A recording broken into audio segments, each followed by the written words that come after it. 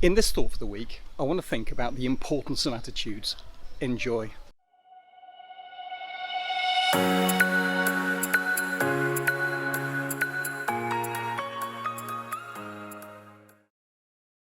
Do you know, one of the things that struck me over this past week or so is the importance of attitude, because I've recognised really that our attitudes lead to our actions, and they inform the actions that we take, even unconsciously, subconsciously, when we don't even realise that that's actually what's happening. There have been a couple of times in this past fortnight when I've heard the attitudes of some of the people around me, and you know, one of the things that's struck me is that what's come out of their mouth has been quite negative, really, quite destructive, and in some ways quite damning in terms of our ability to actually engage with our community and be good news to those around us.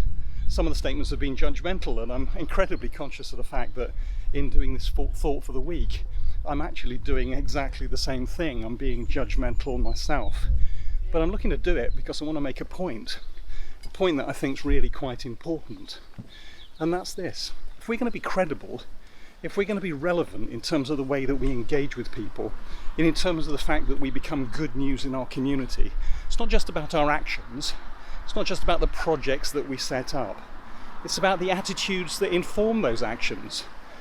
Is our attitude one of acceptance and of love and of a desire to reach out and touch people's lives for their good, not for our benefit, not that we might grow the church, not that we might be right and everybody else be wrong, but that we actually might make a difference in the world. We might transform people's lives. We might see Jesus become real to them in such a way that they're liberated, that they experience fullness of life and that agape love that we all talk about.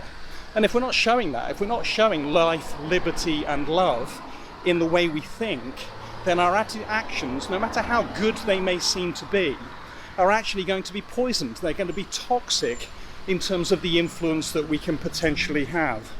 And that is not just incidentally important, that is absolutely fundamental and vitally important in everything that we do.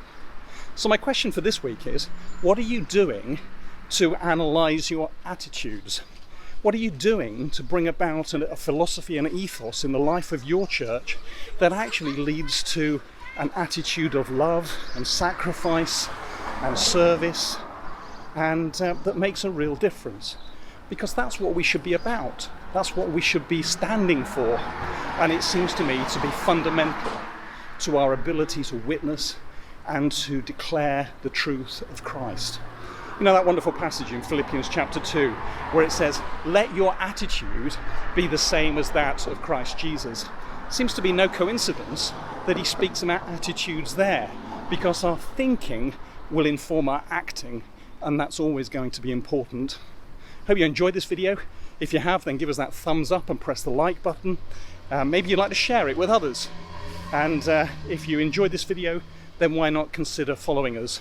We produce videos like this all the time. Thanks for watching.